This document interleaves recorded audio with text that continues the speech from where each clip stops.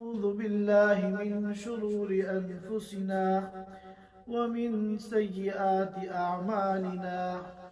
من يهده الله فلا مضل له ومن يضلله فلا هادي له، ونشهد أن لا إله إلا الله وحده لا شريك له، ونشهد أن سيدنا وحبيبنا ومولانا محمدا عبده ورسوله، صلى الله تعالى عليه وعلى آله وأصحابه وبارك وسلم تسليما كثيرا كثيرا. أما بعد، فأعوذ بالله من الشيطان الرجيم. شهر رمضان الذي أنزل فيه القرآن هدى للناس وبينات من الهدى والفرقان، فمن شهد منكم الشهر فليصمه. ويقول النبي صلى الله عليه وسلم كما أخرجه البخاري ومسلم من حديث أبي هريرة رضي الله عنه قال الله عز وجل: كل عمل بني آدم له إلا الصيام فإنه لي وأنا أجزي به، أو كما قال عليه الصلاة والسلام। हज़रात सामईन किराम, हम लोग माह रमज़ान की बिल्कुल दहलीज पर खड़े हैं। एक दो दिन में इंशाअल्लाह ये अज़ीमुश्शान महीना शुरू होने वाला है। हमने इस महीने के फ़ज़ाइल और इस महीने के मक़ासिद पर कुछ गुफ्तगू पिछले जुमे की थी। आज भी इंशाअल्लाह इसी सिलसिले की चंद बातें अर्ज करनी है। मैंने आप हज़रात के सामने बुखारी और मुस्लिम की एक हदीस पेश की है, जिसमें अल्लाह के रसूल सल्लल्लाहु अलैहि वसल्लम फरमाते हैं कि अल्लाह जल्ल जलालुहु का इरशाद है कि कुल्लु अमली इब्नी आदम लहू इल्ला सियाम, के इंसान के बनु आदम के तमाम आमाल और तमाम नेकियां उसी के लिए हैं सिवाय रोजों के। फ़इन्नहु ली, क्योंकि रोजे मेरे लिए। व अना अजज़ी बिही, और रोजे का बदला मैं खुद दूंगा। रोजे का जो अजर है, रोजे का जो सवाब है, वो मैं खुद दूंगा। इस हदीस मुबारक में अल्लाह ताला ने रोजे की दो खुसूसियात बयान फरमाई, और ये रोजे की ऐसी खुसूसियात है जो दीगर इबादतों को हासिल और शामिल नहीं है। सबसे पहली बात अल्लाह ने फरमाई कि इंसान जितनी नेकियां करता है और जितनी इबादत करता है, वो तमाम इबादत उसके लिए हैं सिवाय रोजे के, कि रोजा जो है वो मेरे लिए। अब सवाल ये पैदा होता है, क्या नमाज अल्लाह के लिए नहीं है? क्या ज़कात अल्लाह के लिए नहीं है? क्या हज अल्लाह के लिए नहीं है? क्या दीगर इबादत अल्लाह के लिए नहीं है? जाहिर है कि सब कुछ अल्लाह के लिए है। अगर नमाज अल्लाह के लिए नहीं होगी तो वो नमाज ही नहीं होगी, वो इबादत ही नहीं बनेगी।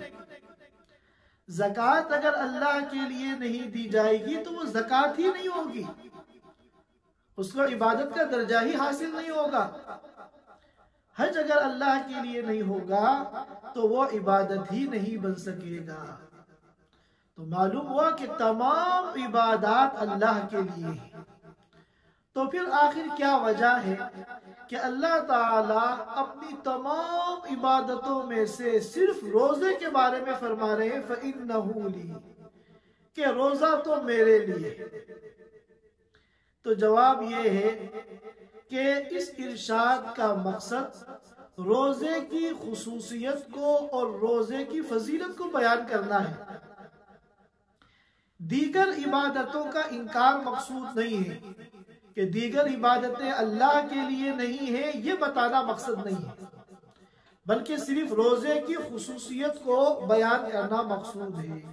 ये इसी तरह है जैसे किसी इंसान के 10 लड़के हों, लेकिन उनमें एक लड़का जो है बड़ा काबिल हो, बड़ा होनहार हो, बड़ा बासलाहियत हो, बड़ा बाअखलाक और फर्मा बरदार हो, तो बाप किसी मौके पर जहां उसके सारे लड़के मौजूद हों, वहां अपने उस लड़के को सीने से लगाकर सबके सामने कहता है कि मेरा बेटा तो ये है।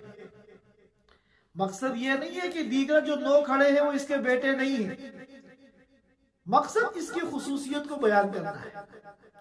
तो इबादत सब अल्लाह के लिए है। अगर कोई इबादत अल्लाह के लिए नहीं होगी तो वो इबादत ही नहीं होगी। लेकिन अल्लाह ताला यहां फरमा रहे हैं कि इल्ला सौम फ़इन्नहु ली, के रोजा तो मेरे लिए है। उसके बाद फरमाया व अना अजज़ी बिही, और रोजे का बदला मैं खुद अता करूंगा। अब सवाल ये पैदा होता है, क्या दीगर जो इबादत है उनका बदला अल्लाह नहीं देंगे? जवाब ये है कि उनका बदला भी अल्लाह देंगे। तो फिर रोजे के बारे में खास तौर पे क्यों कहा जा रहा है कि रोजे का बदला मैं दूंगा? जब हर इबादत और हर नेकी और हर अमल साले का बदला अल्लाह देंगे, तो सिर्फ रोजे के बारे में ये क्यों कहा जा रहा है फ़इन्नहु ली व अना अजज़ी बिही, कि रोजे का बदला मैं दूंगा? तो इसका जवाब ये है कि तमाम इबादतों का बदला उस आम निजाम के तहत दिया जाएगा जो आमाले सालिहा के अजर सवाब को दिए जाने का निजाम और सिस्टम है। लेकिन जब रोजे के बदले का, रोजे के अजर सवाब के दिए जाने का मौका आएगा, तो उस अजर सवाब को अल्लाह ताला खुद रोजेदारों को देंगे। अब बात तो एक ही है, चाहे आम सिस्टम और आम निजाम के मुताबिक अजर मिले वो भी अल्लाह की तरफ से है, और अल्लाह ताला बजाते खुद जो अजर सवाब अता फरमाए वो भी अल्लाह की तरफ से है। लेकिन अगर हम गौर करें तो दोनों में बहुत फर्क है। इसको मैं मिसाल से समझाऊं कि जहां हम कतर में रहते हैं, यहाँ सैकड़ों मदारिस हैं। मदारिस में जो इम्तियाजी नंबरात से कामयाब होने वाले तलबा हैं, स्टूडेंट हैं, हुकूमत की तरफ से उनको इनामात मिलते हैं।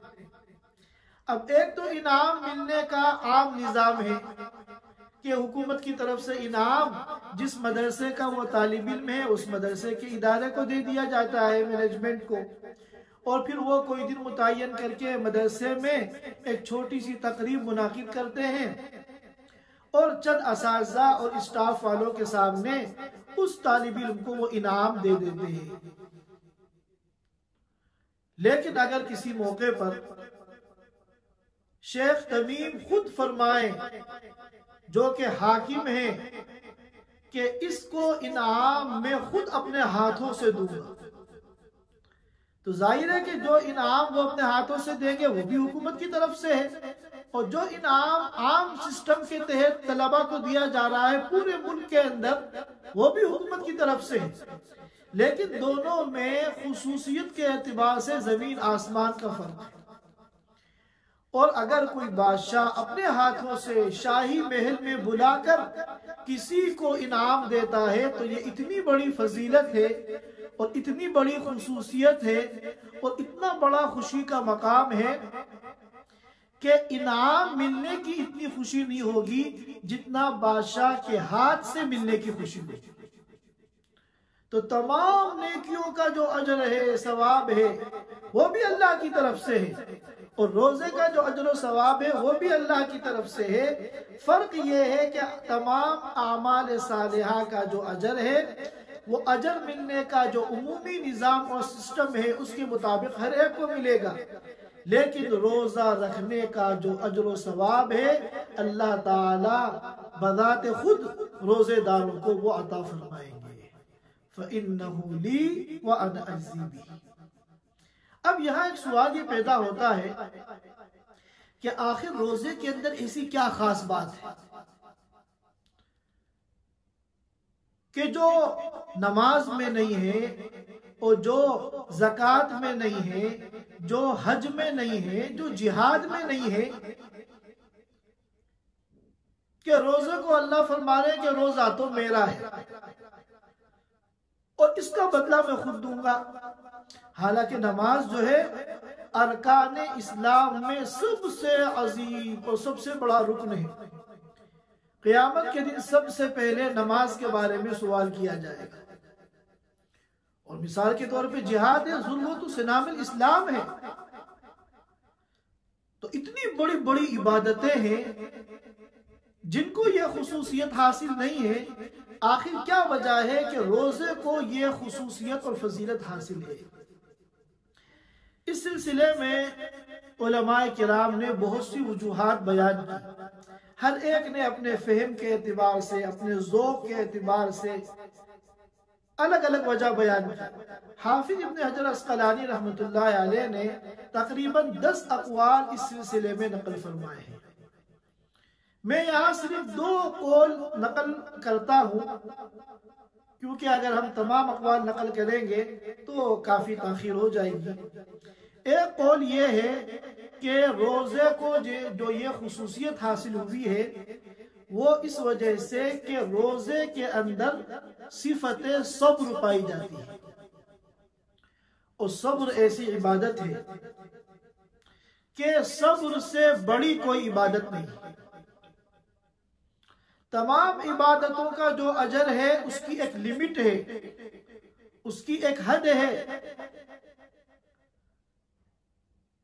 लेकिन रोजे का जो अजर है उसकी कोई लिमिट नहीं है, उसकी कोई हद नहीं है। कुरान पाक में अल्लाह ताला फरमाते हैं इन्नमा युवफ़्फ़स-साबिरूना अजरहुम बिगैरि हिसाब, के सब्र करने वालों को उनके सब्र का अज्र मिलेगा, सवाब मिलेगा बिगैर हिसाब, अनलिमिट, बेहिसाब उनको अजर मिलेगा, उसकी कोई हद नहीं है। और एक रिवायत में आता है कि बंदा जितने भी आमाले सालिहा करता है और जितनी भी नेकियां करता है उन तमाम नेक कामों में जो सबसे अजीम इबादत है और सबसे अजीम ताअत है और सबसे बड़ा नेकी का अमल है वो सब्र है। इसीलिए बाज़ उलमाए किराम ने फरमाया कि मुसीबत और परेशानी के मौके पर जब बंदा सब्र करता है और सच्चे दिल से सब्र करता है, अपने को अपने आका के हुक्म के आगे सरेंडर करता है, तो उसको अल्लाह ताला का ऐसा तकर्रुब हासिल होता है कि जो सालों की इबादत और मुजाहिदे से हासिल नहीं होता। लिहाजा याद रखिए कि जब भी हमारे ऊपर कोई परेशानी आए, हमारे ऊपर कोई मुसीबत आए, तो हम सब्र का दामन हाथ से जाने न दें, क्योंकि ये अल्लाह के तकर्रुब का ऐसा मौका है और ऐसा गोल्डन चांस है कि जिससे बड़ी कोई इबादत नहीं है। सारी इबादतों का अजर महदूद, लेकिन सब्र का जो अजर है वो लामहदूद। इसलिए अगर हमारे ऊपर कोई परेशानी आए, कोई मुसीबत आए, कोई गम आए, तो हम उस पर सब्र करें और उस सब्र का जो अजर व सवाब है हम अल्लाह ताला से उसकी उम्मीद करें। यकीन जानिए क़यामत के दिन ऐसा होगा कि बहुत से ऐसे लोग जो ये नहीं समझते होंगे कि हम बहुत बड़े दीनदार हैं या हमारे पास बहुत ज्यादा नेकियां हैं, लेकिन जब उनको वहां अजर दिखाया जाएगा तो वो इतना बड़ा अजर सवाब होगा कि वो हैरान रह जाएंगे कि अल्लाह, मैं तो कोई बहुत बड़ा आबिद नहीं था, मैं तो कोई बहुत बड़ा अल्लाह वाला नहीं था, मैं तो कोई तहज्जुद गुजार या रोजों का पाबंद नहीं था, मैं तो हज उम्रे करने वाला नहीं था, मैं तो खैरात और सदकात करने वाला नहीं था, मैं तो मामूली से आमाल वाला एक मुसलमान था, इतना अजर मुझे कहां से मिल गया।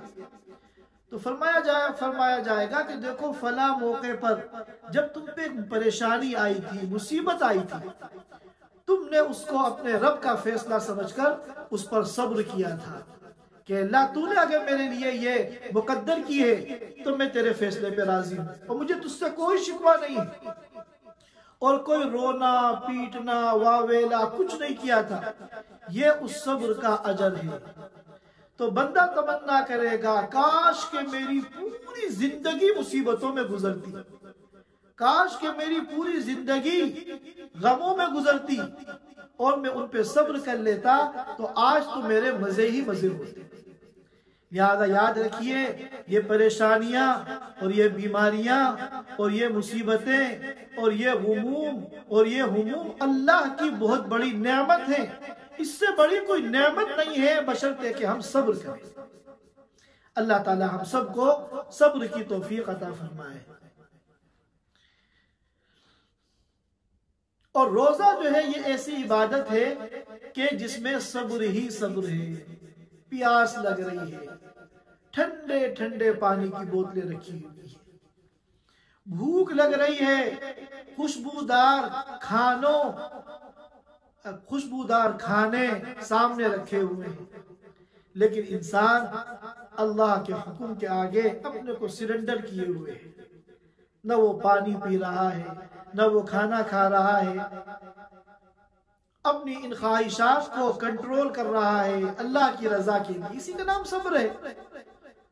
तो चूंकि रोजा नाम ही सब्र का है और सब्र अल्लाह की सबसे बड़ी इबादत और अल्लाह के तकर्रुब का सबसे बड़ा जरिया है, इस वजह से रोजे की यह खुसूसियत बयान की गई कि अल्लाह ने अपनी तमाम बड़ी बड़ी इबादतों के सामने ये फरमाया कि रोजा तो मेरे लिए है। और दूसरा कौल वो ये है कि हर अमल, कोई भी अमल फी नफ्सी ही छोटा बड़ा नहीं होता। हर अमल के अंदर वजन पैदा करने वाली जो चीज है वो इखलास है। जितना इखलास होगा इतना उस अमल के अंदर वजन होगा और वो हमारा जो मीज़ान अमल है, तराजू है आमाल का, उसमें वो भारी होगा। और जितनी इखलास में कमी होगी इतना ही वजन कम होगा। यहां तक कि अगर इखलास बिल्कुल नहीं है, रियाकारी है, दिखलावा है, तो वो अमल बाइसे अजर तो क्या होगा, वबाले जान बन जाएगा। चुनाचे अगर किसी ने हिमालय पहाड़ के बराबर सोना और चांदी अल्लाह के रास्ते में खर्च कर दी, लेकिन इखलास नहीं है, दिखलावा है, रियाकारी है, नामो नमूद है, अपनी वाहवाही का शौक है, तो याद रखिए अल्लाह के नजदीक इस हिमालय पहाड़ के बराबर सोने का सदका और खैरात एक ठेकरे के बराबर भी इसका वजन नहीं है। और एक मर्तबा बंदा इखलास के साथ ला इलाहा इल्लल्लाह कह दे, इसका कितना वजन है। हदीस पाक में आता है कि सिद्क़े दिल के साथ, इखलास के साथ किसी ने एक मर्तबा अगर ला इलाहा इल्लल्लाह कहा तो उसका इतना वजन है कि अगर सातों आसमान और जमीनों को तराजू के एक पल्ले में रख दो और दूसरे पल्ले में इस ला इलाहा इल्लल्लाह को रख दो, खुदा पाक की कसम ये झुक जाए, इतना वजन। तो मालूम हुआ कि अमल जो छोटा बड़ा होता है वो इखलास की वजह से होता है। अल्लाह ताला हमारे हर अमल के अंदर इखलास का वो मेयार पैदा फरमाए जो अल्लाह को मतलूब हो। जैसा इखलास अल्लाह चाहते हैं, अल्लाह ताला हमें वो इखलास अता फरमाते।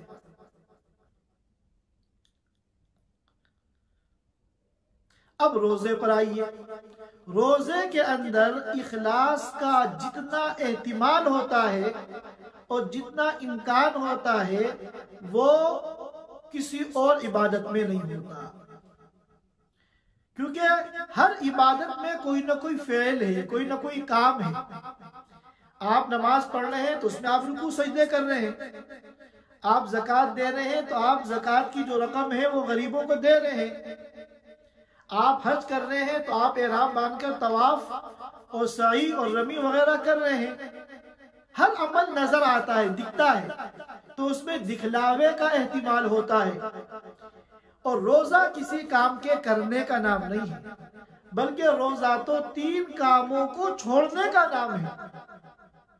सुबह सादिक से लेकर गुरूब शम्स तक रोजे की नीयत से हम 3 कामों से अपने को रोक दें, खाना पीना और जिमा, इसी का नाम रोजा है। तो रोजा चूंकि किसी काम के करने का नाम नहीं है, इस वजह से इसमें दिखलावे का एहतिमाल बहुत कम है। अब 2 आदमी है, एक तो नमाज पढ़ रहा है और एक रोजेदार है, वो बैठा हुआ है। तो अगर एक अजनबी आएगा तो उसको पता चल जाएगा कि ये नमाज पढ़ रहा है, ये नमाजी है, नमाज पढ़ रहा है, बड़े अच्छे रुकू कर रहा है, सजदे कर रहा है। लेकिन ये जो बैठा हुआ है ये रोजेदार है, ये उसको पता नहीं चलेगा, क्योंकि रोजे में किसी काम को करना नहीं होता जो नजर आए दूसरों को, बल्कि रोजा तो 3 कामों को छोड़ने का नाम है। लिहाजा इसमें दिखलावा और रियाकारी का एहतिमाल बहुत कम है। और जितना दिखलावा रियाकारी का एहतिमाल कम होगा, इतना ही इखलास उसमें ज्यादा होगा। और जितना इखलास किसी अमल के अंदर ज्यादा होगा, नामे अमाल के अंदर, मीज़ान अमल के अंदर, वो इतना ही अमल भारी होगा। तो ये 2 खुसूसियात हैं रोजों की। बाद उलमाए किराम ने फरमाया कि इन 2 खुसूसियात की वजह से अल्लाह ताला ने रोजे को ऐसा खुसूसी मकाम अता फरमाया है कि फरमाया कि अस्सौमु ली व अना अज्ज़ी बिही, रोजा तो मेरा है, मेरे लिए है, और उसका बदला मैं खुद दूंगा। और एक हदीस है जो रमजान के फजाइल के सिलसिले में बहुत मारूफ और मशहूर हदीस है। हज़रत सलमान फारसी रज़ी अल्लाह ताला अन्हु से वो हदीस मनकूल है। और हमारे यहाँ वाइज़ीन और खुतबा और मुकर्रिरीन और रमजान के मौजू पे गुफ्तगू करने वाले बहुत अहमियत के साथ उस हदीस को बयान करते हैं। लेकिन वो हदीस जो है सनद के एतबार से मुतकल्लम फी है। उसकी सनद में एक रावी है अली इब्न ज़ैद इब्न जुदान, ये एक मुतकल्लम फी रावी है। अइम्मा जरह तादील ने इन पर कलाम किया है और ये इस हदीस के मज़ार सनद है। तो इस वजह से मुहद्दिसीन किराम की 2 जमातें हो गई। एक जमात ये कहती है कि ये हदीस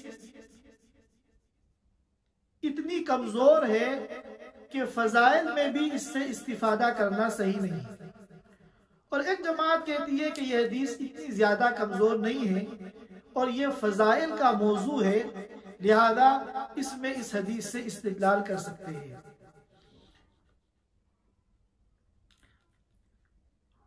मौजूदा दौर में सऊदी अरब के एक बहुत बड़े आलिम हैं अबू अब्दुर्रहमान अज़्ज़ाहिरी। अब तो काफी बूढ़े हो गए हैं, तकरीबन 90 साल के करीब उनकी उम्र होगी। बहुत बड़े सलफी आलिम हैं, 100 से ज्यादा इनकी तालीफात हैं, इनकी किताबें हैं, और सऊदी हुकूमत ने इनको बड़े बड़े अवार्ड दिए हैं इनकी इल्मी खिदमात पर। 2012 में मलिक सलमान अवार्ड इनको दिया गया था। 2016 में किंग अब्दुल अजीज अवार्ड इनको दिया गया था इनकी इल्मी खिदमात पर। उन्होंने इस हदीस पे तहकीक की और उसकी सनद के ऊपर रिसर्च किया, और फिर पूरी तहकीक करने के बाद उन्होंने पूरा एक रिसाला लिखा, पूरी किताब लिखी, और उस किताब का नाम उन्होंने रखा अल बुरहान अला तहसीनी हदीसी सलमान। और उसमें उन्होंने पूरी रिसर्च के बाद ये साबित किया कि ये हदीस ज़ाइफ नहीं है, बल्कि हसन के दर्जे की ये हदीस है।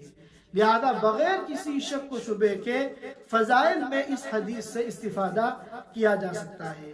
बहरहाल हदीस तो काफी तवील है, उसके चंद जुमले इंशाअल्लाह मैं आप हजरात के सामने नकल करके उनकी शरह करूंगा।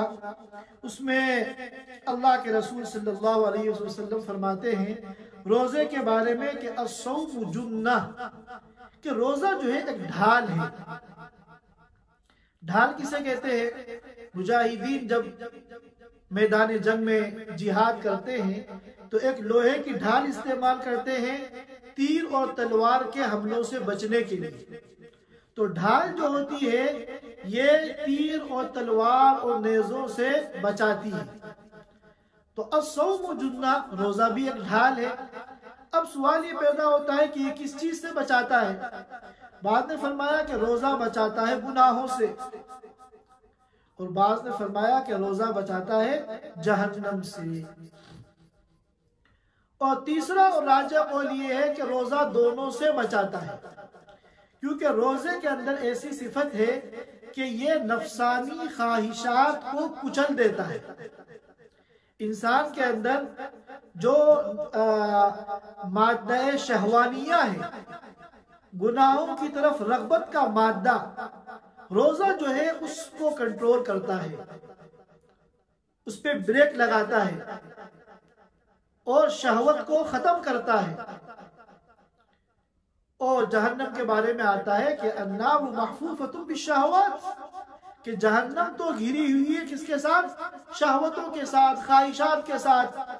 वो तमाम लोग जो दुनिया में अपनी ख्वाहिशात के पीछे भागते हैं और नफसानी ख्वाहिशात को पूरा करते हैं, वही सब जहन्नम का ईंधन बनेंगे।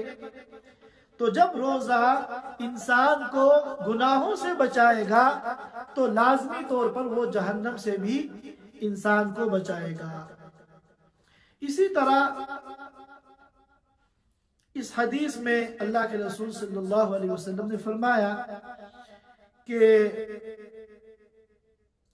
रमजान के महीने में नफिल का सवाब रोजे के बराबर कर दिया जाता है, नफिल का सवाब फर्ज के बराबर कर दिया जाता है, और एक फर्ज का सवाब 70 फर्जों के बराबर कर दिया जाता है। ये एक स्पेशल ऑफर है अल्लाह की तरफ से, और इतनी बड़ी ऑफर है कि हम इसका तसव्वुर भी नहीं कर सकते कि एक नफिल का सवाब एक फर्ज के बराबर, ये कोई मामूली ऑफर नहीं है। और फिर एक फर्ज का सवाब 70 फर्जों के बराबर। नफिल किसे कहते हैं? नफिल उन कामों को कहते हैं कि जिनके करने न करने में बंदे को इख्तियार है, जी चाहे उनका उस पर अमल करे और जी चाहे बंदा उस पर अमल न करे। अगर अमल करेगा तो उसको अजर मिलेगा, सवाब मिलेगा, उसका फायदा उसको मिलेगा। लेकिन अगर उसने उस नफिल पर अमल नहीं किया तो उसका कोई मुआखजा नहीं होगा, उसके ऊपर कोई गुनाह नहीं होगा। और फर्ज किसे कहते हैं? फर्ज कहते हैं जो लाजिम हो, कंपलसरी हो, कि उसको हर हाल में आपको उस पर अमल करना है, आपका जी चाहे या ना चाहे। आपको फर्ज छोड़ने का अल्लाह ने इख्तियार ही नहीं दिया। लिहाजा फर्ज पर अगर आप अमल नहीं करेंगे तो आप गुनहगार होंगे, आप मुजरिम होंगे और इसकी सजा आपको भुगतनी होगी। ये फर्ज है। नफिल और फर्ज के दरमियान जो दर्जात हैं, इनके दरमियान जो फर्क है वो बहुत बड़ा फर्क है। अब एक बंदा है,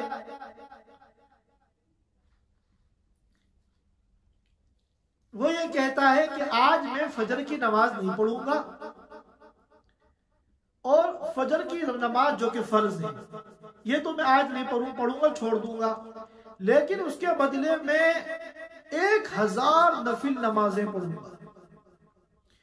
और एक बंदा कहता है कि नहीं, मैं तो फजर की फर्ज नमाज पढ़ूंगा, हाँ अलबत्ता मैं नफिल नमाज कोई नहीं पढ़ूंगा। तो इन दोनों में कौन कामयाब है? वो जो 2 रकात फर्ज पढ़ने वाला है वो कामयाब है, उसका कोई नुकसान नहीं है, उसने अपने फर्ज को पूरा कर लिया। और ये जो फजर की 2 रकात छोड़कर 1000 रकातें नफिल पढ़ने वाला है, ये नुकसान में है, और क़यामत के दिन इसकी पकड़ होगी, क्योंकि हजारों रकातें नफिल 1-2 रकात फर्ज का मुकाबला नहीं कर सकती। कितना फर्क है नफिल और फर्ज के दरमियान। और अल्लाह ताला क्या फरमा रहे हैं कि इस महीने में 1 नफिल का सवाब 1 फर्ज के बराबर, और 1 फर्ज का सवाब 70 फर्जों के बराबर। अब आप अंदाजा लगाइए कि कितनी बड़ी ऑफर है, और रमजान नेकियों का कितना बड़ा सीजन है, और आखिरत के लिए ज्यादा से ज्यादा नेकियां जमा करने का, अपने नामा आमाल के अंदर ज्यादा से ज्यादा वजन पैदा करने का कैसा गोल्डन चांस है। लिहाजा रमजान का एक एक मिनट कीमती है, रमजान का एक एक लम्हा कीमती है। हम सिर्फ रोजे रखें और तरावी पढ़ लें और बाकी पूरा 24 घंटा हम आम दिनों की तरह गुजार दें, तो ये हमारी बहुत बड़ी महरूमी है, हमारा बहुत बड़ा लॉस है, हमारा बहुत बड़ा नुकसान है। हमें अल्लाह की इस ऑफर से फायदा उठाना चाहिए, और जितना हो सके हमें ज्यादा से ज्यादा नेक काम और इबादत, तिलावत, जिक्र, तस्बीहात, दुआएं, सदक़ात, खैरात, सिला रहमी, जिसकी भी अल्लाह हमें तौफीक दे, हमें ज्यादा से ज्यादा उस पर अमल करना चाहिए, ताकि आखिरत में जो है ये हमारे काम आए। दुनिया में अगर हमें कोई ऐसी ऑफर दे दे, अभी मैं देख रहा था सोशल मीडिया पर एक वीडियो के किसी शहर में रमजान ऑफर किसी मार्केट में लगी है, तो एक हुजूम बार खड़ा है जिसमें सैकड़ों हजारों मर्द औरतें सब, और जैसे ही मार्केट का दरवाजा खुलता है इस तरह मर्द औरत अंदर घुसते हैं मामूली सी ऑफर के लिए। उनका शौक, उनका जज्बा देखने के काबिल है। औरतें इसकी परवाह नहीं कर रही हैं कि हमारा मर्दों के साथ इख्तिलात हो रहा है, मर्द इसकी परवाह नहीं कर रहे हैं कि हमारी औरतों के साथ बेपर्दगी हो रही है। सब अंधे बावलों की तरह मार्केट के अंदर घुस के सामान के ऊपर जो है और चीजों के ऊपर जो है धावा बोल रहे हैं। हालांकि ये मामूली सी ऑफर, ये दुनिया वाले क्या ऑफर देंगे, अल्लाह की कितनी बड़ी ऑफर है ये। अगर हमें हुकूमत वाले ये ऐलान कर दे कि इतने बजे तक, शाम को 5 बजे तक जो भी हमारे पास लोहा लाएगा, हम ऑफर ये देते हैं कि उस लोहे का वजन करके उस वजन का जितनी सोने की कीमत होगी हम सोने की कीमत अदा करेंगे। तो याद रखिए हम 1 मिनट जाया नहीं करेंगे, हमारी अगर दुकान है उस दिन दुकान बंद कर देंगे, अगर हम ड्यूटी पे जाते हैं वहां से छुट्टी ले लेंगे और पूरे दिन हम अपने घर से लोहा इकट्ठा करेंगे, कीले तक हम निकाल लेंगे, क्योंकि इतनी बड़ी ऑफर है कि जब हम ये लोहा लेके जाएंगे तो सोने की कीमत हमें अदा की जाएगी। हालांकि ये ऐसी ऑफर है जिससे दुनिया की चंद दिन की जिंदगी का फायदा है, और अल्लाह ने इतनी बड़ी ऑफर जो हमें रमजान में दी है, ये आखिरत की हमेशा की जिंदगी में काम आने वाली चीज है। लिहाजा हम दुनिया की ऑफर के लिए, दुनिया की चंद दिन के फायदे के लिए हम अपना सारा निजाम जिंदगी मुतासिर कर देंगे, खाना पीना भी उस दिन छोड़ देंगे ताकि ज्यादा से ज्यादा ऑफर से हम फायदा उठाएं। तो अब आप अंदाजा लगाइए कि इतना मुबारक महीना और इतनी बड़ी ऑफर, और ऐसी ऑफर जिसके ताल्लुक हमारी आखिरत की हमेशा की जिंदगी है, हमें कितना अपने को इसके लिए फारिग करना चाहिए। तमाम गैर जरूरी कामों को हम बंद कर दें, जो बिल्कुल जरूरी काम है हमारे, सिर्फ उनको बकदर जरूरत पूरा करें, बाकी ज्यादा से ज्यादा हम वक्त इस महीने में इबादत के लिए, तिलावत के लिए, नवाफिल के लिए, तस्बीहात के लिए, दुआओं के लिए, सिला रहमी के लिए, नेक कामों के लिए फारिग करें, ताकि क़यामत के दिन जब हमारी आंख खुले और हमारे सामने हमारी नेकियां हो तो हमें उस दिन मायूसी ना हो, उस दिन हमें शर्मिंदगी ना हो, उस दिन हमें नदामत ना हो कि अल्लाह ने कैसे कैसे मौके दिए थे नेकियां इकट्ठा करने के और हमने उनको किस तरह गफलत में जाया कर दिया। इस हदीस के अज्जा तो और भी बाकी हैं, लेकिन ताखीर हो जाएगी, इसलिए आज मैं अपनी गुफ्तगू इसी पे ख़त्म करता हूँ। अल्लाह ताला हम सबको कहने सुनने से अमल की तौफीक अता फरमाए। व आखिर दावाना अल्हम्दुलिल्लाहि रब्बिल आलमीन। Thanks for watching. Don't forget to like, comment, share and subscribe to Al Wahid channel.